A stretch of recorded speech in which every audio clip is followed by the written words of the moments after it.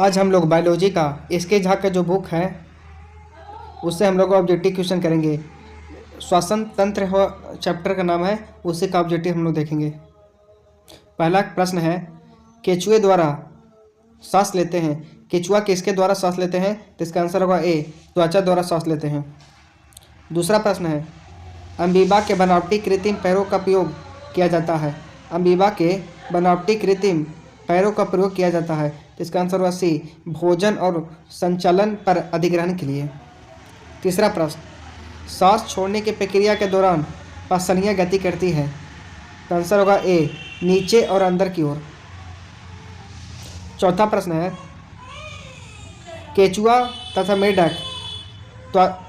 तथा मेढक अपनी त्वचा से सांस लेते हैं, जिसके कारण दोनों जीव में त्वचा होती है। इसका आंसर होगा डी, नम और पतला होता है। पांचवा प्रश्न, जलीय जीवों के श्वसन दर स्थलीय जीवों के श्वसन दर की तुलना में बहुत तेज होती है, क्यों?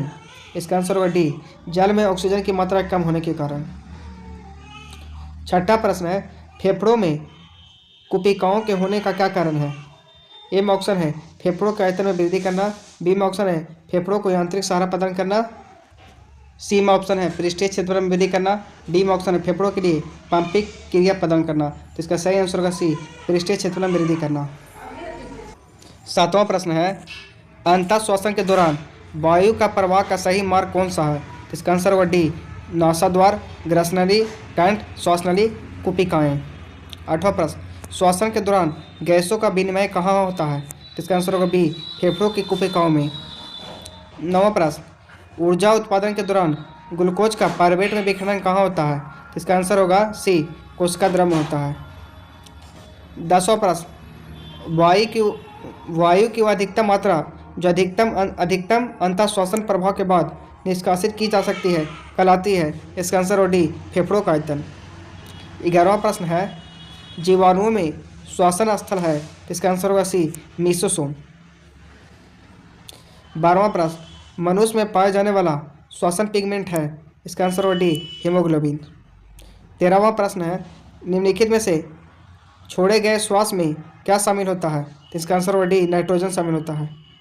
14वां प्रश्न, नाड़ी की धड़कन पल्स बीट से मापी जाती है, तो इसका आंसर होगा डी, धमनी द्वारा।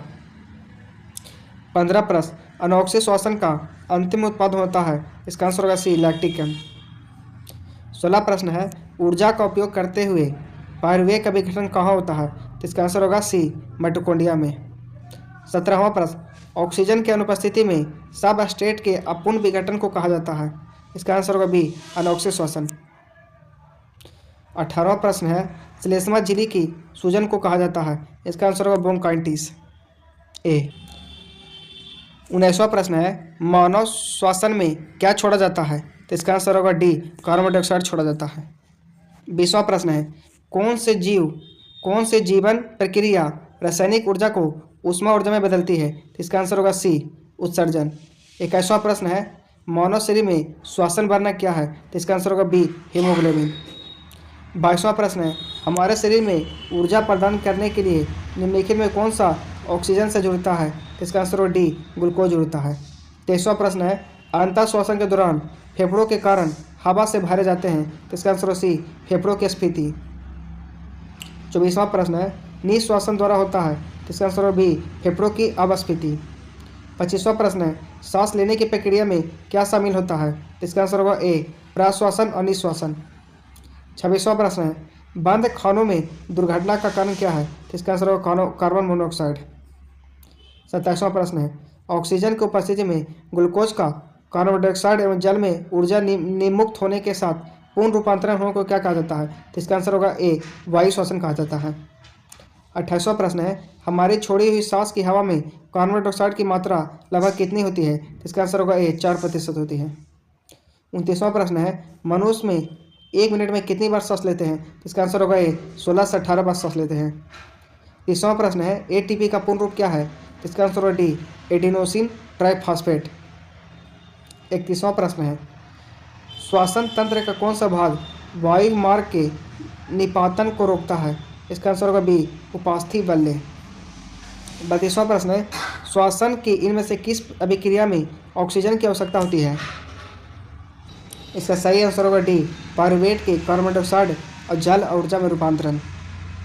33वां प्रश्न है, मनुष्य में अंतः श्वसन के संबंध में नीचे दिए गए सभी कथनों में से केवल एक को अलावा अन्य सभी सही है।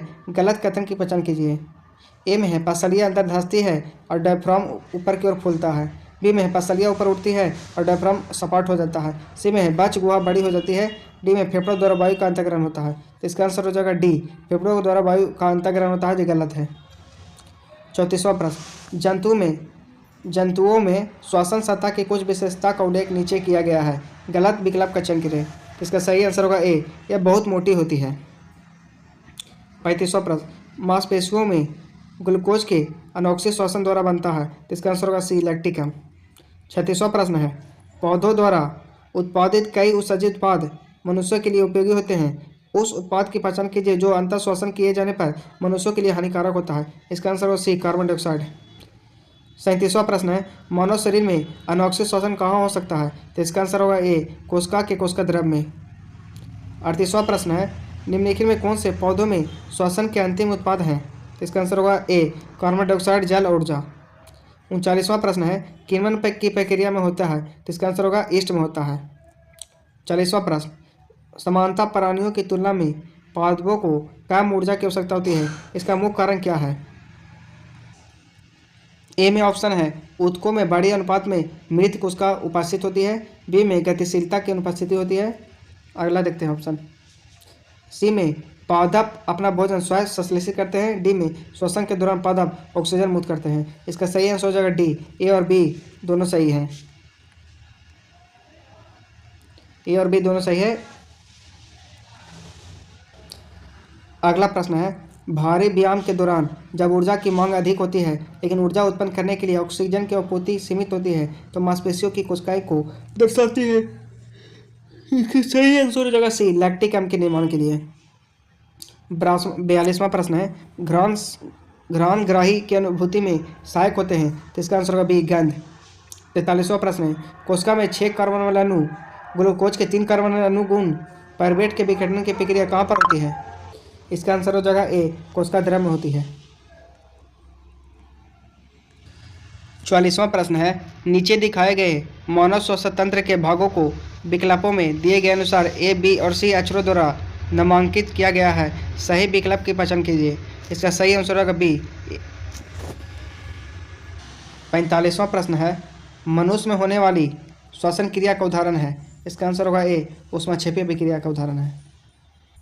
46वां प्रश्न है, निम्नलिखित चित्र में मनुष्यों में श्वसन तंत्र के एक भाग को दर्शाता है। कौन सा विकल्प ए और बी के सही नामांकन और ए, बी के कार्य को दर्शाता है। इसका सही आंसर होगा ए, श्वसन नलिकाएं और बी कुपिकाएं गैसों का विनिमय होता है। 47वां प्रश्न, विश्रामावस्था में एक वयस्क मनुष्य 1 मिनट में औसत कितनी बार सांस लेते हैं और छोड़ते हैं। इसका आंसर होगा डी, 15 से 18 बार। अगला प्रश्न है, निम्नलिखित में से किस अणु में 3 कार्बन परमाणु होते हैं। इसका आंसर होगा डी, पायरुविक अम्ल में। 49वां प्रश्न है, अनोक्सिक श्वसन के दिए गए चरण को पूर्ण कीजिए। इसका आंसर होगा सी, एथेनॉल। इसका सूत्र होता है C2H5OH। 50वां प्रश्न है, पहले चरण के आरंभ में ऑक्सी और अनोक्सिक श्वसन के दौरान उत्पन्न उभयनिष्ठ उत्पाद निम्न में से कौन सा है। इसका आंसर होगा सी, पायरुवेट है। 51वां प्रश्न है, पौधे में श्वसन के संबंध में गलत कथन का चयन कीजिए। इसका आंसर होगा ए, कार्बन डाइऑक्साइड के दिन के समय के दौरान वायुमंडल में मिश्रित हो जाते हैं। जो गलत कथन है। 54वां प्रश्न है, मानव शरीर में श्वसन बनना कहाँ पाया जाता है। इसका आंसर होगा ए, लाल रक्त कणिकाओं में पाया जाता है। 55वां प्रश्न है, ईस्ट में होने वाले किण्वन और मनुष्य के पेशीय कोशिकाओं में होने वाले अनोक्सिक श्वसन में क्या समानता है। इसका आंसर है डी, दोनों कोशिकाएं द्रव में होती हैं। 56वां प्रश्न है, बनाने में ईस्ट का प्रयोग किया जाता है। इसका आंसर है सी, शराब बनाने में ईस्ट का प्रयोग किया जाता है। श्वसन तंत्र किसे कहते हैं। तो श्वसन तंत्र उसे कहते हैं जो जीवों में दैनिक कार्यों के लिए ऊर्जा की आवश्यकता होती है और शरीर के लिए जरूरी ऊर्जा की आपूर्ति श्वसन के द्वारा की जाती है। और अंगों का समूह जो श्वसन की क्रिया में सहायक होता है श्वसन तंत्र कहलाता है। श्वसन 2 प्रकार का होता है। पहला होता है ऑक्सिक श्वसन, दूसरा होता है अनॉक्सिक श्वसन। ऑक्सिक श्वसन उसे कहते हैं जो ऑक्सीजन की उपस्थिति में हो। अनॉक्सिक श्वसन उसे कहते हैं जो ऑक्सीजन की अनुपस्थिति में हो या ऑक्सीजन की आंशिक उपस्थिति में भी हो, उसे अनॉक्सिक श्वसन कहते हैं। जब ऑक्सीजन श्वसन की क्रिया होती है तो हमें प्राप्त होता है कार्बन डाइऑक्साइड, जल और ऊर्जा प्राप्त होता है। जब अनॉक्सिक श्वसन की क्रिया होती है तो लैक्टिक एसिड प्लस ऊर्जा प्राप्त होता है, साथ ही साथ इथेनॉल प्लस ऑक्सीजन प्लस ऊर्जा प्राप्त होता है। ऑक्सीजन श्वसन एक जटिल जैविक रासायनिक प्रतिक्रियाओं की श्रृंखला है जिसमें दो प्रमुख चरण होते हैं। ऑक्सीजन श्वसन की खोज एम बेडेन तथा मेयर हॉक पार्सन द्वारा की गई है। ऑक्सीजन श्वसन के दौरान ग्लाइकोसिस की प्रक्रिया होती है जो यह कोशिका द्रव में संपन्न होती है। ऑक्सीजन श्वसन में ग्लाइकोसिस की प्रक्रिया कोशिका द्रव में संपन्न होती है। इसमें एक अणु ग्लूकोज से दो अणु पायरुविक एसिड बनता है। इसमें एक अणु ग्लूकोज से दो अणु पायरुविक एसिड बनता है तथा 4 एटीपी ऊर्जा प्राप्त होता है। इस पूरे प्रक्रिया में 2 एटीपी ऊर्जा खर्च हो जाता है। उसके बाद केप साइकिल चलता है। इसकी खोज किया था हेंस तथा केप्स ने। यह प्रक्रिया माइटोकॉन्ड्रिया के मैट्रिक्स में संपन्न होता है। इसमें 2 अणु पायरुविक एसिड से 36 एटीपी ऊर्जा की प्राप्ति होती है। यह प्रक्रिया प्रोकैरियोट्स में कोशिका कला पर होता है। नोट में देखते हैं हम लोग कि ऑक्सी एवं अनॉक्सी दोनों श्वसन का उभयनिष्ठ उत्पाद क्या कहलाता है, तो पायरुवेट कहलाता है। अगला पॉइंट है ऑक्सी श्वसन में बनता है तो 40 एटीपी ऊर्जा बनता है। ऑक्सी श्वसन में 40 एटीपी ऊर्जा बनता है। ऑक्सी श्वसन से प्राप्त होता है तो 38 एटीपी ऊर्जा प्राप्त होता है। ग्लाइकोसिस प्रक्रिया में खर्च होता है तो 2 एटीपी ऊर्जा खर्च हो जाता है। अगला पॉइंट है ऊर्जा का सिक्का कहलाता है, तो ऊर्जा का सिक्का एटीपी को कहा जाता है। अगला पॉइंट है श्वसन का ईंधन कहा जाता है, तो श्वसन के ईंधन ग्लूकोज को कहा जाता है। अगला प्रश्न है अनॉक्सिक श्वसन होता है बीजों की विरामावस्था में, फलों की भित्ति कोशिका में, जंतु की पेशिका में। अगला पॉइंट है श्वसन दर मापा जाता है, तो श्वसन को दर को मापा जाता है स्पायरोमीटर द्वारा।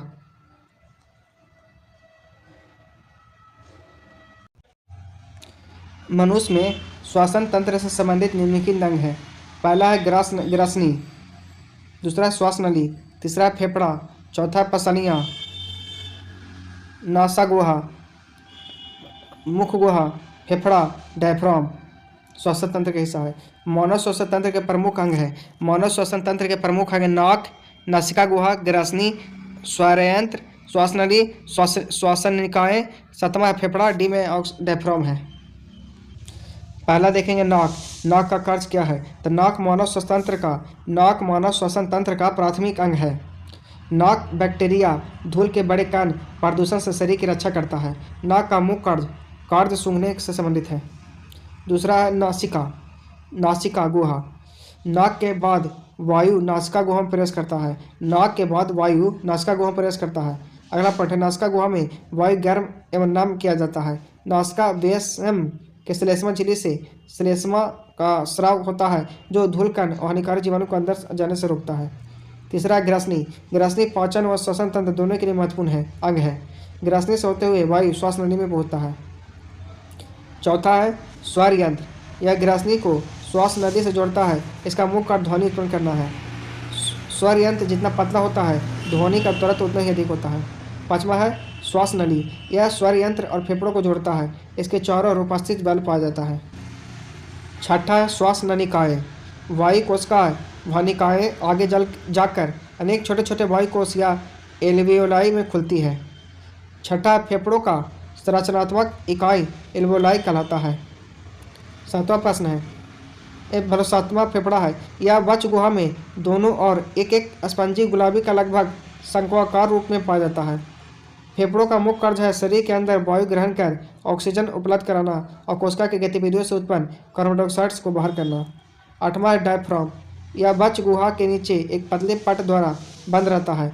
यह वक्ष और उदर के बीच स्थित एक गुंबदाकार संरचना है जो देह गुहा को अग्र वक्ष गुहा एवं पक्ष उदर गुहा में विभाजित करता है। उच्छ्वास के दौरान यह संकुचित हो जाता है। डायफ्राम। शरीर में ऑक्सीजन का परिवहन कैसे होता है, तो पहले नासरंध्र द्वारा ग्रसनली में जाता है, ग्रसनली से स्वरयंत्र में, स्वरयंत्र से श्वास नली में, श्वास नली से श्वासनी में, उसके बाद श्वास नलिका में, फिर वायु कोष्ठिका में, उसके बाद रुधिर में, उसके बाद कोशिका में जाता है। श्वास क्या है, इसके अंतर्गत दो क्रियाओं को शामिल किया जाता है। सांस का अंदर लेना एक्सप्रेशन के दौरान अंदर ली गई हवा में निम्नलिखित शामिल होता है। Oxygen 21%, carbon dioxide 0.03%, nitrogen 78%। अगला पॉइंट है सांस को बाहर छोड़ना। एक्सप्रेशन के दौरान बाहर निकलने वाली हवा में निम्नलिखित घटक शामिल होते हैं। ऑक्सीजन 16 से 17%, कार्बन डाइऑक्साइड 4%, नाइट्रोजन 78%। श्वसन गुणांक या श्वसन भागफल बराबर होता है कार्बन डाइऑक्साइड का कुल उत्पाद बटा ऑक्सीजन का कुल उपभोग। हम लोग देखेंगे पदार्थ का श्वसन और श्वसन गुणांक का मान कितना होता है। तो कार्बोहाइड्रेट के श्वसन गुणांक का मान 1 होता है। प्रोटीन तथा वसा के श्वसन गुणांक का मान कितना होता है, 1 से कम होता है। कार्बनिक अम्ल का श्वसन गुणांक का मान 1 से अधिक होता है। अगला पॉइंट है श्वसन दर किसे कहते हैं। 1 मिनट में लिए गए ब्रीथिंग की संख्या को श्वसन दर कहा जाता है। श्वसन दर का मान डर, गुस्सा, उत्तेजना तथा ऊंचाई पर चढ़ने में बढ़ जाता है, जबकि नींद की उपस्थिति में श्वसन दर का मान घट जाता है। एक स्वस्थ वयस्क मनुष्य में श्वसन दर लगभग 16 से 18 प्रति मिनट होता है, जबकि नवजात शिशु में 29 से 32 प्रति मिनट होता है। अंतः श्वसन जिस प्रकार से वायु फेफड़े तक जाती है उसे अंतः श्वसन कहते हैं। अंतः श्वसन कहते हैं जिस प्रकार से वायु फेफड़े तक आती है उसे अंतः श्वसन कहते हैं। हम लोग देखेंगे अंतः श्वसन और श्वसन में अंतर। अंतः श्वसन और श्वसन यह क्रिया कोशिका के बाहर में होती है। अंतः श्वसन की क्रिया कोशिका के बाहर होती है और श्वसन की क्रिया कोशिका के भीतर होती है। दूसरा है इस क्रिया में एंजाइम की आवश्यकता नहीं होती है और श्वसन की क्रिया में एंजाइम की आवश्यकता होती है। अंतः श्वसन तीसरा में है इस क्रिया में ऊर्जा उत्पादन नहीं होता है और श्वसन की क्रिया में ऊर्जा उत्पादन होता है। चौथा है ये केवल भौतिक क्रिया होती है, ये जैव रासायनिक क्रिया होती है। पाँचवा है जिसमें शरीर ऑक्सीजन का अंतर्ग्रहण और कार्बन डाइऑक्साइड का बाह्य क्षेपण करता है। और ये पाँचवा है जिसमें ग्लूकोज का ऑक्सीकरण होता है, जिसके फलस्वरूप कार्बन डाइऑक्साइड तथा ऊर्जा उत्पन्न होता है। कुछ नोट्स को देखते हैं। मनुष्य के फेफड़ों में कोशिका की संख्या लगभग होती है 300 मिलियन। अगला पॉइंट है गैसों का विनिमय ऑक्सीजन और कार्बन डाइऑक्साइड किस अंग में होता है, तो एल्वोली में होता है। अब अगला पॉइंट है लंग्स के बाहर आवरण पाया जाता है। लंग्स के बाहर आवरण पाया जाता है फुफ्फुसा आवरण के बना होता है। प्लोरा तथा लंग्स के बीच द्रव होता है, पेलोरल फ्लूइड का बना होता है। लंग्स के पृष्ठ क्षेत्र में वृद्धि करता है एल्वोली। अगला पॉइंट है एक स्वस्थ मनुष्य का टाइडल वॉल्यूम का मान होता है 500 ml। अगला पॉइंट है श्लेष्मा झिल्ली के सूजन को कहा जाता है ब्रोंकाइटिस कहा जाता है। अगला पॉइंट है मानव शरीर में श्वसन वाहक है हीमोग्लोबिन। अगला पॉइंट है मछली के गलफड़ों में रक्त वाहिकाओं से पानी में घुली हुई ऑक्सीजन ग्रहण करता है। अगला पॉइंट है समुद्र तट पर रहने वाले व्यक्ति यदि ऊंचाई पहाड़ों पर रहने लगे तो उस रक्त में किसकी मात्रा बढ़ जाएगी, तो लाल रुधिराणुओं की संख्या एवं हीमोग्लोबिन की मात्रा। अगला पॉइंट है समान व्यक्ति में हीमोग्लोबिन की औसत मात्रा कितनी होती है, तो 15 ग्राम प्रति 100 मिली रुधिर। अगला पॉइंट है श्वसन क्रिया में इलेक्ट्रॉन अभिगमन तंत्र कहाँ स्थित होता है, तो इसका आंसर है माइटोकॉन्ड्रिया की क्रिस्टी में। अगला पॉइंट है किन्वन की क्रिया को किस उपकरण द्वारा मापते हैं, इसका आंसर होगा पूंछ नली द्वारा। अगला पॉइंट है फेफड़ों में अशुद्ध रक्त कहाँ से जाता है, तो इसका आंसर होगा दाएं नीला से। अगला पॉइंट है सांस छोड़ते समय पसलियाँ गति करता है नीचे और अंदर की ओर। अगला पॉइंट है केंचुए तथा मेढक अपनी त्वचा से सांस लेते हैं, जिसके कारण दोनों जीव की त्वचा होती है नरम और पतला। श्वसन अंग और जंतु फेफड़ों द्वारा स्तनधारी पक्षी सरीसृप मछली ये सब जंतु फेफड़ों द्वारा श्वसन अंग है। मेढक का श्वसन अंग मुख गुहा त्वचा फेफड़ा है। जीवाणु का श्वसन अंग क्या है, तो मीसोसोम है। कीट का श्वसन अंग क्या है, तो ट्रेकिया है। अमीबा या कछुआ का श्वसन क्या है, शरीर के सतह या त्वचा द्वारा। कुछ और पॉइंट को देख लीजिए। अधिक गहराई पर जाने के लिए ऑक्सीजन के साथ हीलियम का प्रयोग किया जाता है तथा कम गहराई में ऑक्सीजन के साथ नाइट्रोजन का प्रयोग किया जाता है।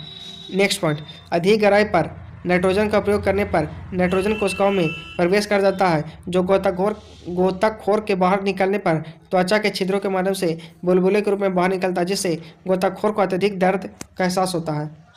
अगला है अस्पताल में प्रयोग होने वाला ऑक्सीजन सिलेंडर में अधिक दाब हीलियम का तथा कम दाब नाइट्रोजन का प्रयोग किया जाता है।